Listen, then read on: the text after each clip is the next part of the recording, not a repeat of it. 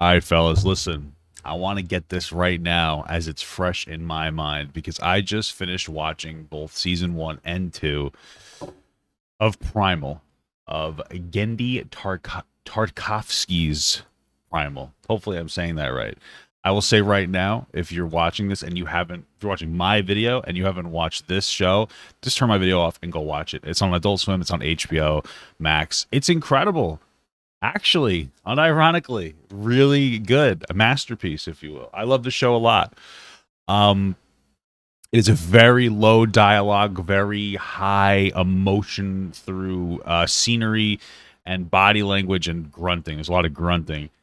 Story. It's incredible. And one thing that is one of the most incredible parts of this is that I would find myself through the show engaging in a habit that I do often, and a lot of people do, looking at my phone. And a lot of times it's in a small burst of 5, 10, 15 seconds, and I would look back at the screen and I wouldn't know where I was. And I'd have to rewind it to just catch up because there's so much story and detail being conveyed in every single moment of the show. You cannot look away and expect to fully understand, like, really what's going on. At least that's how I felt, which I think is incredible and it's impressive. They managed to use almost all of the time really well. None of the episode really comes off as filler up until maybe one of the last couple of episodes. It gets slightly repetitive, but it is an incredible watch, so I'd recommend it. However, if you've already seen it or you're just an asshole and you're not going to watch it and you'd rather watch me tell you about it, that's fine too. So let's start and we'll do a little bit of a review episode by episode. And we'll just kind of talk about how I felt. We're gonna talk about my feelings. So episode 1 is called Spear and Fang. Obviously, the main character of this is a caveman, as you can see down here, whose name is Spear. You don't really know that by watching the show, unless you look at the subtitles, which I did. And Fang is the name of the dinosaur. Episode 1's incredible. It's very interesting. It's almost it's a lot very quickly. So it starts off with Spear's family. And he actually starts off with him hunting some fish, and you see a big fucking crocodile or alligator, I don't really know which one is which, and almost eats him, but he gets away with his fish to feed his family. He gets back to his family's camp, and guess what? They're getting literally eaten by dinosaurs that look similar to this dinosaur, but they got like hooks on their head. It was horrible. It's instantaneously terrible. And it sends our main character Spear into really an existential crisis where he actually considers taking his own life before he gets a surge of anger and decides to hunt after the dinosaurs that had killed his family. So in doing so, he actually runs into this girl dinosaur named Fang. Again, you would never know that from watching it unless you watch the subtitles.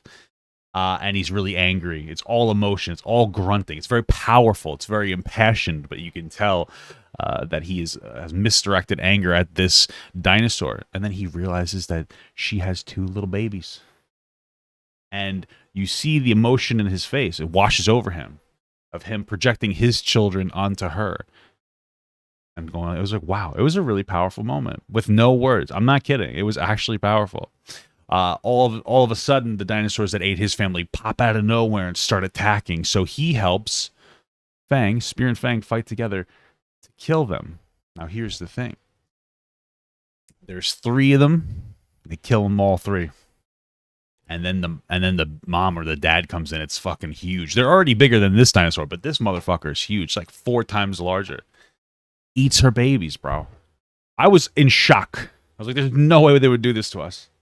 I was in shock, but the dinosaur it eats her babies, and I cried a little bit. I was like, "Wow, this is horrible." So they work together to defeat that big ass motherfucking piece of shit asshole.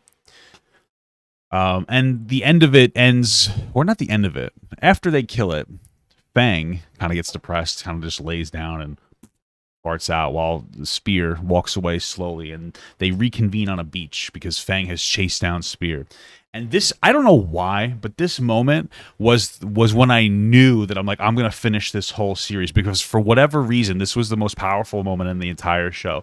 This is when they decide to work together.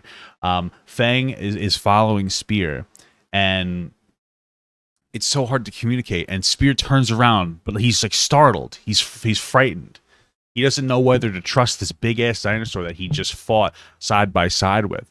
And ultimately, he decides to work with her. But the reason that it was so powerful to me, it's so hard to communicate, is what I feel like if I watched that moment as a kid. You ever watch like a TV show as a kid? And there's this big scary beast, but it wants to help the main character. And you're like, yeah, trust the main. I don't know what specific show, but I feel like it's an emotion. It's like, yeah, trust it. Trust this giant beast that can murder you because you're a naive child. But this show communicates the danger of this thing. It's almost like a pit bull. It's like, do you trust this stray pit bull that just helped save your life? Because what if it snaps? And ultimately, he trusts Fang, and it is actually a really good start to the show. It was really powerful. And that spins into episode 2, which is actually really interesting. It takes a step back, and the two of them have to start developing trust with each other. It starts with Fang eating all the fucking food. She's an asshole. They're both trying to hunt, and she kind of one-ups him quite a bit over and over and over again. And constantly eats all the food, and it really just pisses him off until he just breaks down and starts eating bugs. And then it was a very funny moment. He takes a big poop because I guess the bugs upset his stomach, and then he looks over and there's a giant dinosaur shit right next to him. However, it is rightfully called River of Snakes because at one point, as they're basically fighting each other to some extent. As formidable foes, by the way. And that's one of the things the show does great, is it shows that they both have different strengths and weaknesses. And you get the feeling that either of them can kill the other one if they really wanted to. But anyway, a giant river of snakes. All of a sudden, a flood washes over them, and these giant fucking snakes start attacking. I mean, some giant snakes. There's some little snakes. There's some big snakes. I'm not referring to the poops that they took. Those are also snake-like, but not quite the same. And they work together to fight them underwater, and they eventually, the both of them kind of get through it after falling down a waterfall, but they end up getting through it, which is, good. Obviously, I know that sounds so silly. Oh, it's really good. But they end up, it's a bonding experience that the two of them have together. So it actually went really well.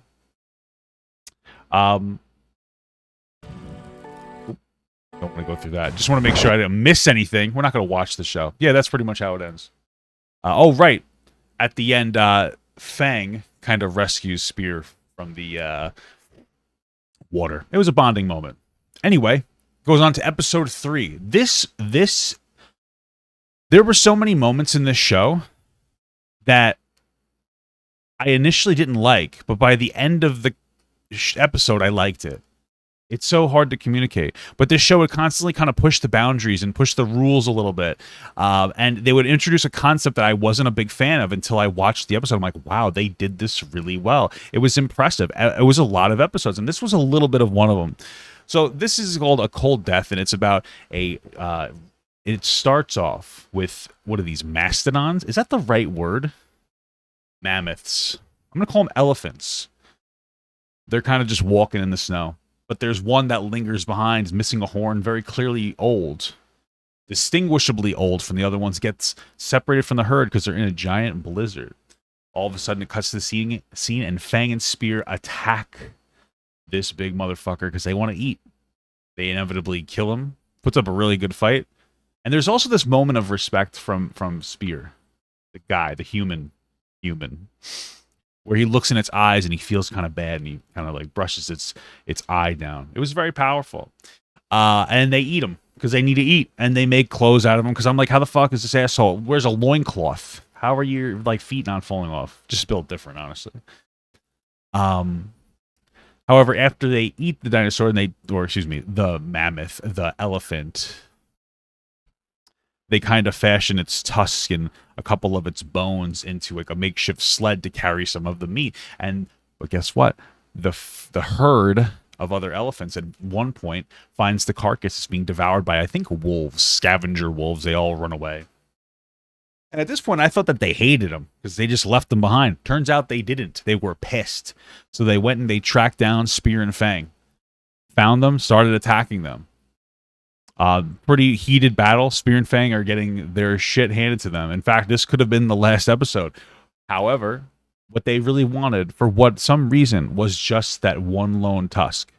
And once Spear identified that, gave it to them, and they walked away. They left. And the episode ends with them at like an elephant graveyard, which is like something like a concept that I'm vaguely familiar with. And they kind of just rock back and forth in almost like a spiritual hymn type way. And I was like, wow, like they were honoring the bones. And I think maybe maybe all of them were old and ready to die, or maybe they were escorting him to die. I don't really know the specifics, but it was powerful. And it shows this concept, introduces this concept to us that maybe animals are spiritual in some capacity like humans are. And it was very interesting. And it made me think for a little bit. And it was a little out there, but I'm like, this episode was really good. It was really cool.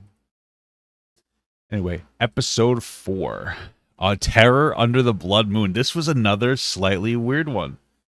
So it starts off with them, I believe, running away from velociraptors, like an army of them, and they're fucking murdering them, bro. That's one of the things I like about the show. It is very brutal. It is very primal. There's a lot of blood. There's a lot of gore, and it's very well animated. Like, visually, it looks primitive, but it's purely aesthetic. It is beautifully animated. Anyway, they cross through tall grass because they're getting overwhelmed. I mean, there are a lot of these velociraptors. But the velociraptors run away. You find out why if you see down here. Excuse me, we introduce a new enemy. It's called influenza. Sorry, I don't have influenza. It's these really bizarre bat-like creatures. And as the velociraptors run away, we don't get introduced to the creature yet. They continuously walk until they find like a very primitive, like monkey kind of a person, and they're all cowering. And they're cowering because of these bat motherfuckers. So they kill one. They fucking decimate it. All of a sudden, there's more than one. I was like, damn, that thing was already tough enough. There's a lot of them. So they fight them. They kill them, but not all of them. One of these bats grabs Spear, kind of flies away with him. So that causes Fang to chase after them. They get to this spire, right? This giant spire. And they fly Spear into it. And Fang wants to get in there, so Fang plays dead and has a couple of them fly him in there.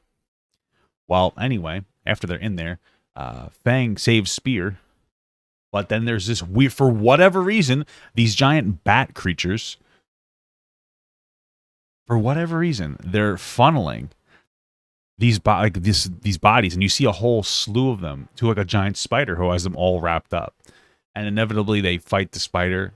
It's a tough fight, but they win. And then as they escape, though, these bad assholes come back and they start screaming because I guess their queen is dead. But by the way, again, how a fucking spider is your queen? You're a bat. I don't get it. It was a little out there for me. By the end of the episode, I was like, wow, this is actually really good because it was so well done. Anyway, they run away and they run towards the velociraptors. And the way that they escape them is they kind of funnel the velociraptors and the bats. And that's kind of the end of it. It was pretty cool. It was a good episode. A lot of the episodes, especially at first, are very simple concepts, but they work really well. It's like fun going on this like very simplistic journey and finding these other potential primal type beings. Very cool. Episode 5, Rage of the Ape Men. If you look at here, I saw this on TikTok. This episode and Scent of Prey, the next episode, they tie in together very well. They are my favorite episodes of the entire show. No lie. It is an incredible bonding experience. It's very powerful, passionate. I can never communicate it to you. You have to watch it. But anyway, in this Rage of the Ape Men,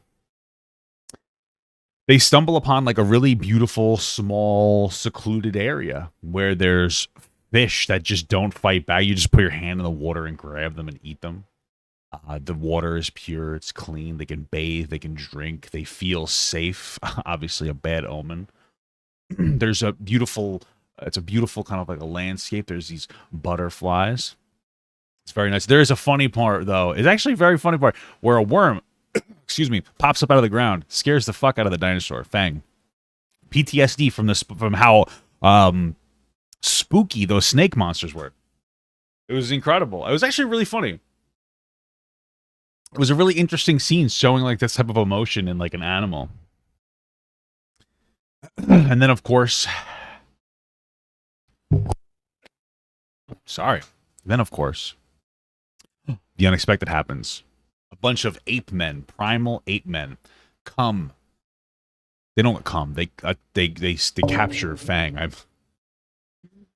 I believe it's Fang that they capture.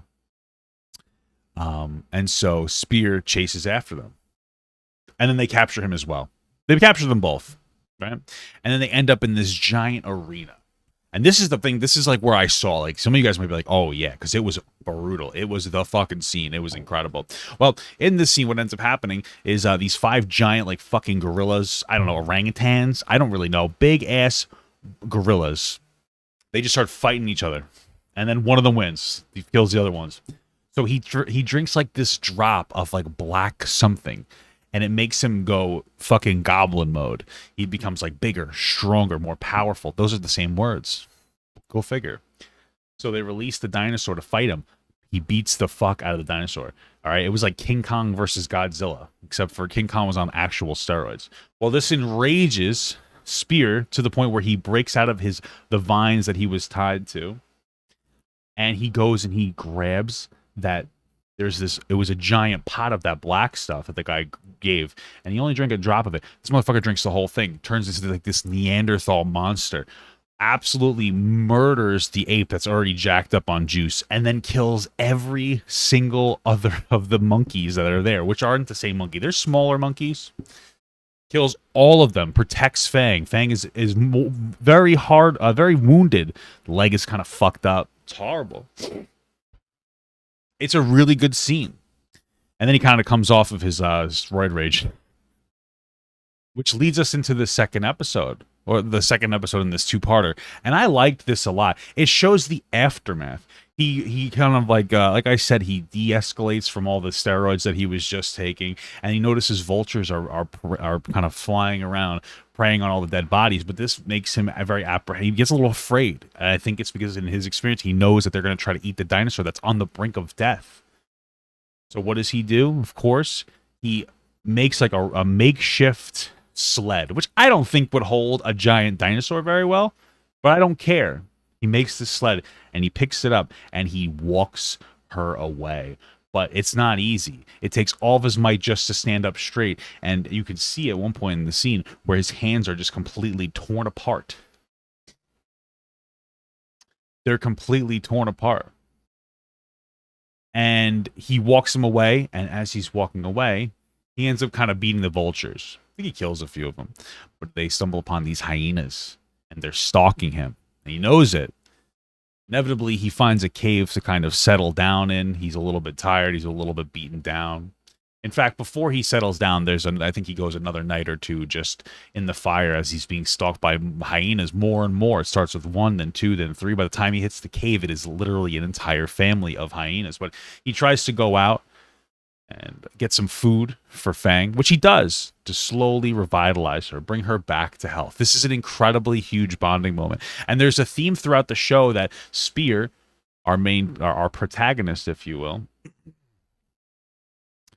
is very empathetic to helping creatures that are in need. It's a very interesting character. It's character trait. Just likes to help people. I don't know why. But he likes to just do what's right for no reason other than it's the right thing to do. Very interesting. Well, throughout this episode, eventually, one of the interesting things happens. In the cave, there's a bunch of these bugs. And they're like metapods on the top, but they're squishy little beans on the bottom. Tries to kill him from the top. Too strong. Flips him over, starts stabbing him. Boom. He can eat them. Feeds them to the dinosaur. Eventually, the hyenas surround the cave. They're blocked in. He wants to protect Fang. And he gets this like bright idea. It was actually kind of interesting of using the bugs as, what do you call them? Like basically like serrated punching gloves. Brass knuckles. And it's so unrealistic. They're bugs. But it was so cool, you know? And he's going out and he's just beating the fuck out of all these hyenas. Like really mauling them. All of a sudden, Fang pops out of the cave. They fight them together. Happy ending. Huge bonding experience. Great episode. It was my favorite. Very emotionally loaded. There's no way I could ever convey it to you. It's such a beautiful pair of episodes, especially. These are my favorite, too. The next episode is Plague of Madness. This is, I have to say, the first biggest what the fuck episode for me, where I was like, really? Like, what are you doing? It's a zombie episode. And I'm like, I don't like this. That's my first instinct was say, no, I'm not a fan of a zombie episode. That's ridiculous. It's not very historically accurate. But then again, what do I know? But it goes really well. It starts off with this little asshole dinosaur, and he bites one of these motherfucking huge guys. And the main characters aren't in the episode for like half the episode. Shows him getting infected and killing his entire tribe, trampling all of his eggs. And then by the time our main characters come upon him, he's irate, running around. Half of his flesh is like hanging off of his body. He's like oozing snot and blood. He's vomiting blood into ponds. It's incredible. And this huge chase scene goes down for pretty much the entire episode. It's very simple. And what ends up taking this dinosaur down is an act of God literally running through a lava pit, but still won't die. It was so incredible. It was so persistent for whatever reason. It stays in a lava pit for like 2 minutes before it dies. And that's the whole episode, but it was done so well. I was really into the concept. It was one of those things where it's like, I don't, there's a subversion of my expectations in a way where I'm like, this can't go well. I think this is going to ruin the show, but they commit to the concept and they do it so well that it's beautiful. And there's a lot of that. It's a lot, and it's something I respect to the show. This was another episode where I was like, what's happening? Coven of the Damned. Magical peoples with magical powers. They show at the beginning of the episode some dude, he's trapped, and he's got a bunch of green symbols on it. Anyway, some crazy fucking witch turns into a snake and shoots a green snake into his mouth, and then it fucking sucks his life force out, goes into her fucking womb, and then a baby's born? What? Chooses one of the disciples to give the baby to. It's a big plot point in there. Anyway, our main characters basically get captured. The dinosaur gets enthralled. She gets charmed, if you will. She gets a mind control. It's probably the best way to say it. And they're going to use our character here, main character, as a baby maker. All right? Now men will know how it feels. But it was so good. One of the Coven members will say, kind of detracts, goes through their experience of losing a child because they were given one of the children, but it dies. It just because it just randomly falls off a cliff. Really, I guess her fault for not really watching her. But one of the things that she does is she is able to look into the minds of both Fang and Spear, and she looks into their minds and looks into their tragic past, and you relive a little bit of their past, of their babies dying, their children dying, and she's so moved that she helps them escape, but at her own, death, she's killed by the main Coven member. But they get away. They don't even kill them. They're too powerful. It's really the first time. Well, I guess the last episode they're running away, but it's like the first time where they just kind of run away from a huge crowd of people. They're outmatched. It was a really good episode. Very powerful, very emotionally driven. That moves on to the Night Feeder. It's a really interesting episode. It's very simple. The entire episode shows this like really vicious, we don't even know what it is, creature destroying, murdering, annihilating. I can't overstate. Other dinosaurs, chops these things in half, like Stegosauruses, or I think more Triceratops is Triceratize? I don't know. But like I was saying before, Spear feels the need to be protective, even though Fang is like, please, let's not fight. But Fang still fights beside him, even though she's like, no, you're a literal moron. Inevitably, they find out that fire is its weakness and they kill it. And you see one instance at the end of its silhouette burning alive. It's just a really interesting episode. And it shows like this, I guess you'd say, altruism from this character, from our character Spear, while it shows the absolute loyalty of Fang. It's so interesting, and their dynamic works so well. The last episode I liked it a lot. It basically introduces a new character called Amira. She is somebody who is a slave to a Viking culture. And the episode, for the most part, is really just all of them kind of bonding together a little bit until the end pops up and she's recaptured. I think a bunch of crazy monkey people come in and they kill them, but then she's recaptured by Vikings. And that's the end of that one. And it sets up a really good cliffhanger. I know that you were like, well, that wasn't very descriptive. Not a lot happens all the time, but a lot of it's character building and development, because you see them kind of have this bond. They're afraid, or she's afraid of them at first, and then slowly they start to bond. It's really interesting. And then she shows her worth. She's like a gatherer, but she's also a hunter as well. It's a really interesting dynamic. By the end, she's taken, and it sets us up for a cliffhanger for season 2. Very powerful cliffhanger that definitely really made me want to watch the show, to the point where I can't find the show anymore. I'm trying to find... There we go. Season 2. Season 2's introduced. Sea of Despair. At the end of the episode, they decide to... Well, actually, in the beginning of this, they decide to chase after Amira. He decides, and she's like, fuck it, I guess I'll go. And what's interesting is he builds this bullshit makeshift raft. And he gets Fang to go on the raft by putting food on it and like putting food on the ground and kind of trailing her up like an old Tom and Jerry. And it's really interesting because the episode before that, in episode 10, Mira kind of coaxes Fang into doing something similar by putting food on the ground. I think it was climbing a rock hill. And it was just an interesting kind of like a bonding moment. And it showed like her perspective was equally as important as his. She could offer something as well, but it was a different type of an offer. It was more of like an intelligence type of a thing, where he's a very savage, brutal type of a person. And they offset each other really well. And what's really, I'm going to jump ahead slightly, but they set it up, the concept of them being in love, but it's not like an actual I love you love. It's like a I respect you love. It's the same love he has for the dinosaur he ended up developing for her. It's this like very honest, true love, but not in a way where like they actually want to be together. That's at least the tone that I get, and I respect it a lot, and it actually sets up really well for the ending, which was phenomenal, by the way, which I'll get to. Anyway, this episode, they go through hell. They end up going through the sea. They fight this giant ass fucking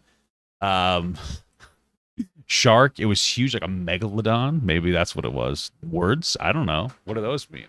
But it's a really cool scene of seeing them try to survive in the open ocean, completely directionless. Frankly, they probably would have died in like the real world, but you know, this isn't the real world.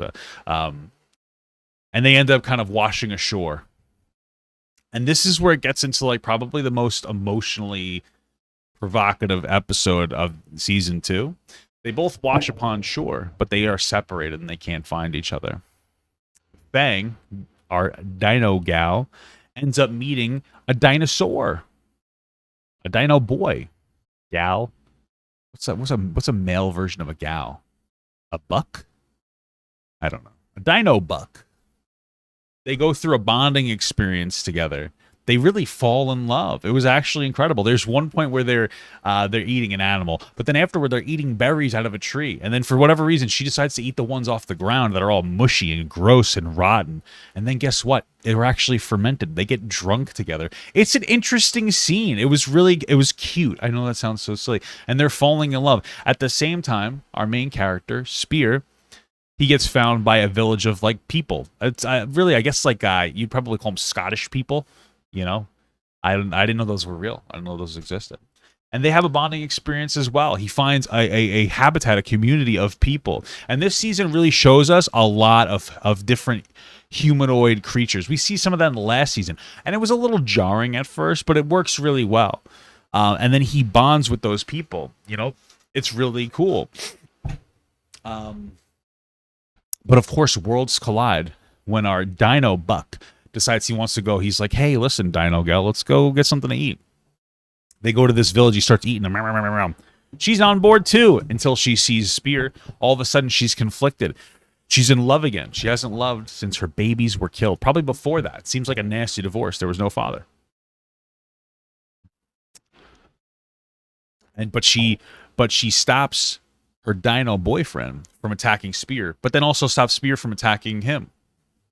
Unfortunately, things get out of control, and they end up fighting with Fang getting incapacitated. And unfortunately, in a moment where our Dino Buck is about to fatally wound our protagonist, Spear, Fang drop kicks the fuck out of him just to kind of push him, ends up pushing him to his death. Falls off a bit of a cliff, not too high, but there's a giant spike at the bottom. The episode ends with Fang walking away sad and Spear walking away after her sad as well. It actually seriously strains their relationship, and it's something that they have to work through slowly. And it was a really sad episode, but it was so human. And it just showed that the two of them had found like some level of happiness. They found a community that they wanted to be together. And this is a common theme for Fang. Well, really a common theme for both of them, Fang and Spear, that they want to have a family in some capacity. And they kind of found that. He found a community of people he could be with. She found another dinosaur to fall in love with. But they are so loyal together and they clash so much. They're so unique that they just cannot coexist with other normal people of their own kind. And it's a very powerful episode and you really need to watch it. The next episode, Dawn of Man. I have to get a quick recap on what the hell's going on here. I'll get it back in a second. Hey, shut up. Oh, right. This is when they're trying to bond back with each other. They kind of are very turbulent in their relationship. And you go through a lot of this episode as like flashbacks, and it's Spear walking around. He finds these cave drawings of different civilizations, and then he walks outside of this cave, and he's walking around, and he's seeing the remnants of other civilizations. And it's like very impactful to him. It really makes him realize that he wants a family. Then he sees the moon at one point. And this is one thing about Amira, is she praises the moon. What a weirdo, am I right? Anyway, by the end of the episode, they end up interacting with the Vikings, the Viking slave captors. And at the end of the episode, they find Amira. That's the end of that episode. And it really starts us up for a pretty devastating arc. And that is the Red Mist. The Red Mist is a brutal fucking episode where Fang, Spear, and Mira team up to, and mostly Fang and Spear, to absolutely annihilate an entire village of Vikings. They're all slavers, but then the episode does a really good job of showing you that they're the bad guys, but they're also good guys in their own right. I mean, they're a community of people who's just trying to look out and protect for each other. And it's weird to humanize slavers, but it does it in this way where you want them to die, but then you are sad for them dying. They fight the fuck out of them, and they go literal Super Saiyan Goblin mode, and they kill all of them. It's insane, and it really, really, once again, and this is a common theme, establishes our main characters both as like these absolute badasses that can take on anything in the entire world. And it's really incredible, especially when they're together. They murder an entire village, and there are a couple of characters that stand out. There's this older woman, not really older, she's like middle-aged, fire red hair, and it seems like she's kind of like some kind of a chieftain, or what is a woman chieftain? What is that, like I don't really know how you'd say it. But she's definitely managing the village. And then there's this young boy. And she really beats the fuck out of Fang a little bit. And then she grabs her by the legs and slams her into the ground over and over again and eats her, or eats half of her legs. Really fucks her up. But at the same time, Spear is trying to fight the kid, but doesn't want to hurt the kid. It's a kid, so he just pushes him. What happens? Cracks his head open and fucking dies. Horrible scene. By the end of this, they escape. And that kind of leads us into the next episode, I believe, the Primal Theory, right? Primal Theory. I binge watched all this today. It's crazy. I just need a little refresher. Oh no, the Primal Theory is actually a little different. It's a break episode. I remember the Primal Theory is a break episode in the middle. I didn't like this episode almost at all, but I respected it because it was trying something really different and new. And that's something that I respect in TV shows or movies a lot, is when they take an active stance to try something a little bit experimental and new. The Primal Theory takes place, I think, in 1890 or in the 1800s. It jumps forward. It's a one-off episode. And what it does is it showcases like a group of, like, I believe 5 Mr. Smarty Pantses that think that they're really intelligent, because they are. They're scientists. And one of them gathers them all together and says, hey, I have this theory. It's called the Primal Theory. And it's the idea that if we're put in these particular situations, we'll all revert back to a primal era or primal age, a primal feeling, where we will go into goblin mode. Sorry for oversaying that. And we will defend ourselves. Well, they all mock him and scoff at him, and then the commissioner some police officer. I don't know what they call it in England. It's not even a real country. It's not even a real place. Walks in, constable. That's the word, I think. I don't fucking know. Anyway, the constable walks in and goes, hey, there's conveniently some kind of a murderer loose. So he walks away. And what happens? The murderer, he starts killing him. And the murderer resembles our main character, Spear. Though I don't think that there's supposed to be a relation. But he's like an absolute, almost like immortal beast. And he goes down and he tracks them down and kills each one of them and isolates them. And our main character is the one that proposes the Primal Theory. But then there's also this old motherfucker. And he's a badass. He is like Clint Eastwood. He is Liam Neeson. He's a professional boxer. He starts going toe-to-toe with the thing. He doesn't give a fuck. And...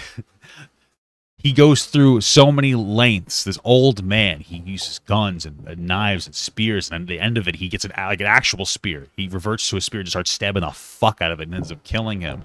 And it ends off, and the guy's like, see, told you. Primal Theory. It's just a bizarre episode.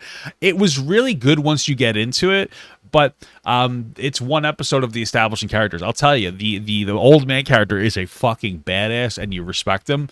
Do not skip this episode. It is not a skip-worthy episode. You need to watch it because it is part of the series. I didn't particularly care for it, but I respected it because it tried something different. It was a little experimental. But anyway, after Primal Theory, it gets us into this episode, Vedar. I don't know how to say that. Anyway, this episode takes off from the episode before it, where the Vikings, they end up coming back. Two of the Vikings, they end up showing up, and I believe that might have been the end of the last episode. Oh, not the last one, the one before that. These two episodes kind of merged together, but they show back up. It seems like he's actually the chief, that he finds his wife. That was the woman that was horribly eaten by the dinosaur. Finds his wife at the end of this. She's all eaten up. That actually might have been in the Red Mist. Excuse me. I'm merging the episodes now. You don't know. You didn't watch it, asshole. Devastated. Finds his dead son. Devastated. They end up burying all the village people. Not to be confused with the popular band. And then he lights his wife and kid on fire in a boat. That's like a Viking thing. Anyway. Him and his son chase after them after this. They find that their blood leads to a part of the dock and one of the boats was taken. So they take their own boat and they release the slaves they came back with. Woo! So nice of them. And they go and they engage and they find them. And they fight them once. They end up losing. So they end up getting like fucking birds or pterodactyls. Weird chicken pterodactyls. I don't know what to say. And they use those to help fight them again. Inevitably they lose and the son dies. And the dad... This was a part of the episode I did not like, and there's a specific reason. The dad ends up getting raised up to Valhalla slowly, and I'm like, oh, this is nice, but you don't want to see it. You want to see him get his revenge because he's deeply impassioned by the death of his family. And so then fucking like a claw from hell grabs him and pulls him down, which was really interesting. And then there's it's a non-dialogue scene because the whole show is non-dialogue for the most part, other than a few different words here and there. And the devil holds up... I guess the devil, whatever the fuck is in the underworld, holds up like a flame. And within the flames, you can see Fang and Spear. And it suggests to me that this devil creature wants them to be killed. And I didn't like that turn. If it was this seething rage from the Viking where he was raising up to Valhalla, but he's like, fuck this, I want to kill these two. And then the hand pulled them down, it would have been better because it would have showed that it was his bloodlust and his rage that that consumed him to such a degree that it prevented him from going to Valhalla after a fight well fought, where his his wife and his two sons are most likely there for having fought really well.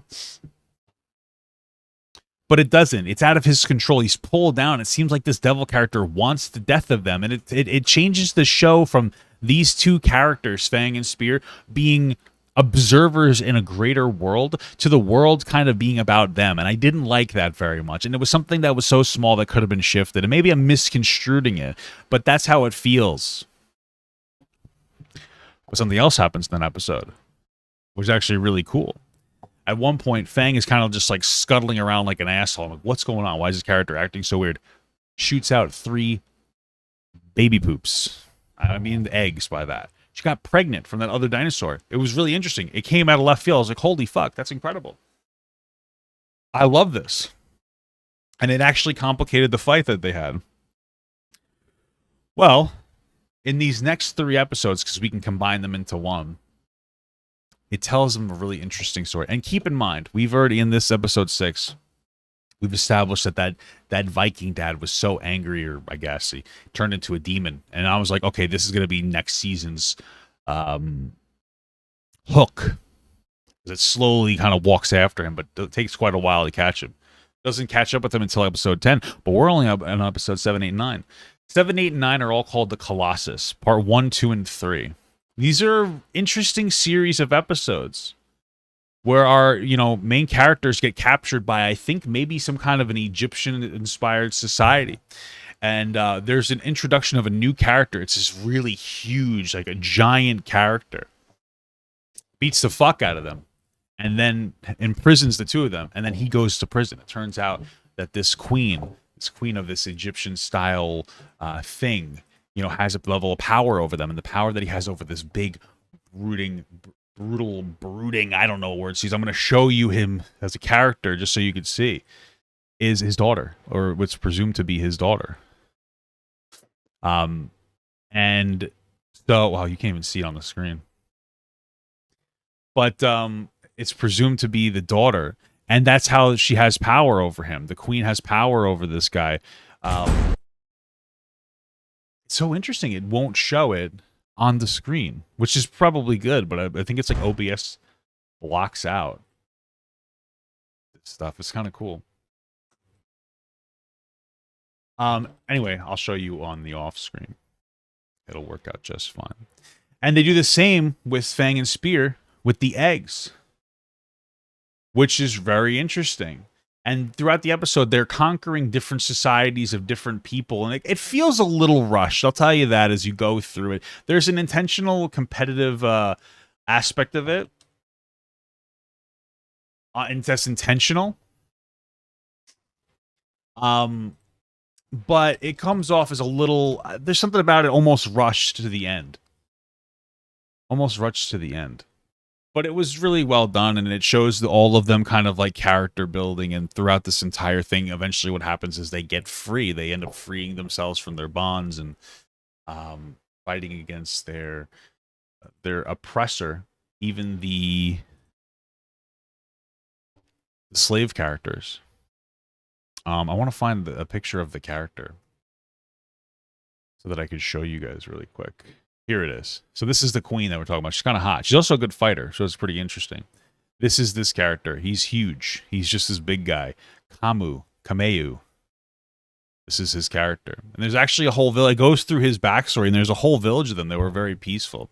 And they're all the ones that are like forced to drive the slave ship, and eventually they all rebel, and they fucking beat the shit out of everybody.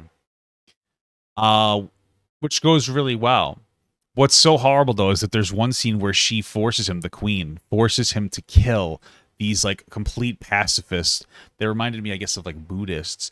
And she's like, just kill them. Even though they were trying to offer peace and be like, hey, you take all our stuff, don't hurt us. And, she still had them absolutely decimate them. It was horrible. But that was a good set of episodes. Again, it was a little repetitive, felt a little rushed. But then we get to the last episode. The episode that ties it together. The episode that, even though it started to, in my opinion, get a little weak, not weak enough to stop watching, it's still incredible. This made up for it tenfold. It was an incredible ending, and I love endings. I feel like if you have a strong ending, I will love your show forever, and I will love this show forever. This is an episode where they finally reunite with Mira. That's the chick that I never showed, so you don't even know who I'm talking about. Mira. They reunited with Mira. Not with her, but with her society. And they all kind of like start to envelop into each other. Fang is accepted in there. Spear is accepted in there. They're all hanging out. They're all chilling. They're all having fun. Until the end fight with the flaming Viking. That's not homophobic. Because he was actually on fire. There was a Viking chieftain. But he's legitimately on fire this time. He's turned into this flaming demon. I don't know why I'm doing this to myself. But he's turned into this character that's enveloped by fire, and he's still who he is. He's a Viking. He's obsessed with killing the two of them, and he ends up fighting them. And in this fight, he engulfs Fang on fire. Not enough to kill her, but enough to send Spear into a rage where he goes and he fights. And I thought this was setting us up for a season 3, but it doesn't. He gets so angry he starts fighting him. But as he's beating the living shit out of this character, he's also being engulfed in the flames. He's being charred to literal death.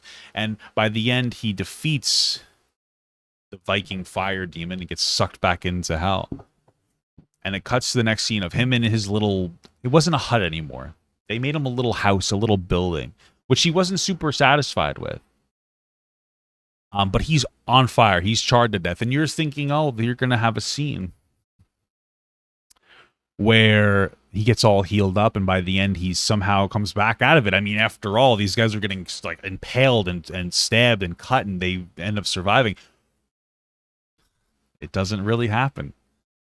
He's slowly dying. Fang and the babies are sad because they've hatched at this point. Probably should have mentioned that. I guess I rushed through those episodes. Everybody leaves the room except for Mira, and he's like horrible. He's in horrible condition. He's on fire. He's charred. He's disgusting. He's pulsing. He's got like pus balls on him almost. He's done for. And at that moment, Mira is sad, but looks over at the walls. And this is a constant recurring theme where he draws on the walls his family, a family. He wants a family. And it's really reinforced here where she looks at that. And this was the most powerful scene of the show. She fucks him. She has sex with our dying protagonist, Spear. She fucks the shit out of him. He's moaning a little bit. He coomed inside of her pussy. And all jokes aside, that was probably the most powerful scene. I think I've already said this before, but that scene really struck me as an incredible ending, because I think that as I've gotten older, at least, and maybe this is just something I can identify with, I've realized mortality lies in offspring, in your ability to pass on your genetics and pass on your teachings and your family and your bloodline. And so her doing that, it was an incredible gesture from a friend. I said before, they don't establish them as like lovers. They love each other deeply as equals, as partners, as travelers have gone through really traumatic experiences, especially the slaving experience. He loves her in the same way he loves Fang, you know? It's not a sexual love. It's just it's an admiration for the qualities that they bring to the table, but also an admiration for their necessity themselves in the group. Like Spear admires Fang for what she brings to the table, but also is happy, and I think we all are, admires the ability for him to bring something to the table. It's not a one-sided relationship. It's, I think, very similar with a lot of friendships and even marriages, like respecting and loving my wife for what she brings to the table, but also being happy that I have a place there and that I can do something that she can't or she doesn't want to do. Being able to be part of a powerful group as an independent figure that doesn't want to be independent. And that's how they love each other. But she has so much respect and admiration that she decides to take and have his baby. And she has a daughter. And at the end, it ends off with the baby dinosaurs grown up, and she's riding one of them. It was an incredibly powerful scene that truly spoke to me as a more adult man. I don't know if you'll have the same experience as a more adult woman. I don't know if you'll have the same experience as a younger man. I don't really know. But I know for me, the ending was very powerful. It killed off very main characters. It killed itself off. The show decided that it was over. It ended itself without like just an open-ended thing. And it makes up for some of the rushed feeling aspects of the prior episodes leading up to the end of the season. It really is an incredible ending. It was a turbulent ride up and down, and it was very emotionally provocative, and it's something that spoke to me on a more like human primal level, almost personifying the episode that I disliked the most, the Primal Theory. It was a good show. And this review will never do it justice. And if you listen to what I said now, I implore you, if that is a word, I think it is, to go and watch the show yourself. It is worth it. It is worth an HBO subscription. It's worth whatever you need to do to watch the show, because it is an incredibly powerful journey up and down. But when you watch it, you watch the show. You can't be on your cell phone. You need to watch what's going on. You need to listen to the grunts. You need to see the emotion in the characters' faces. You need to understand them. They are incredibly simple characters with very simple emotions. Or, excuse me, they're very simple characters with very complex emotions expressed in a very simplistic way. So it's 10 out of 10. Thank you so much for watching, guys, and another special shout out to all my Patreon and Twitch subs. If you'd like to support this channel further than you already have by just watching the video alone, go down to the links below where you can sub on my Patreon, which will allow you to get your name on this beautiful black wall.